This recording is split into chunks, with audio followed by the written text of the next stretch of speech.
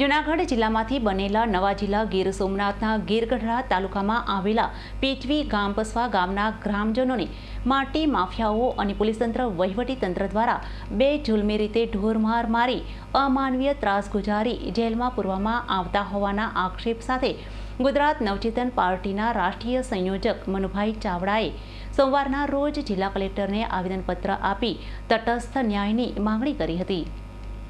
ગીર સોમનાથ જિલ્લાના ગીરગઢડા તાલુકાના પીચવી ગામે પોલીસ તંત્ર દ્વારા અને રેતી માફિયાઓ, જમીન માફિયાઓ, માટી માફિયાઓ દ્વારા દાદાગીરીથી, ગુંડાગીરીથી 1800 એકર તળાવમાં માટી કાઢવાનો કોન્ટ્રાક્ટ મેળવીને ગામ લોકો ઉપર પોલીસ તંત્ર દ્વારા જુલ્મ ગુજારવામાં આવ્યો। બાળકોને પણ લાકડીને ધોકાથી મારવામાં આવ્યા, બહેનોને પણ લાકડીને ધોકાથી મારવામાં આવ્યા, પુરુષોને ગામ છોડાવી દેવામાં આવ્યું અને 3 દિવસ સુધી ગામમાં 144 કલમ જેવી લગાડીને આજે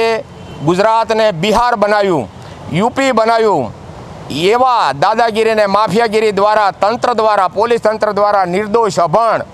અને ગામડાના અભણ અને ગરીબ માણસો ઉપર જુલ્મ ગુજારવામાં આવ્યો। એ બાબતથી પીચવી ગામના રત્ન કલાકારો દ્વારા,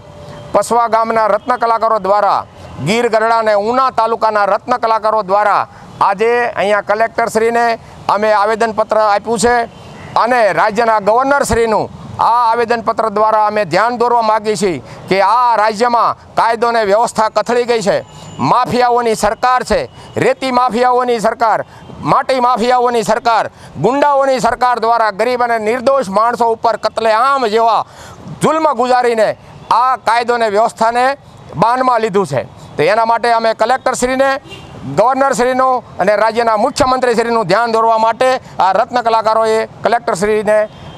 કલેક્ટરશ્રી હાજર ન હતા એટલે મામલતદારશ્રીને અમે આવેદનપત્ર આપ્યું છે અને અમારો અવાજ ગવર્નર સુધી પહોંચે એવી અમારી વિનંતી છે।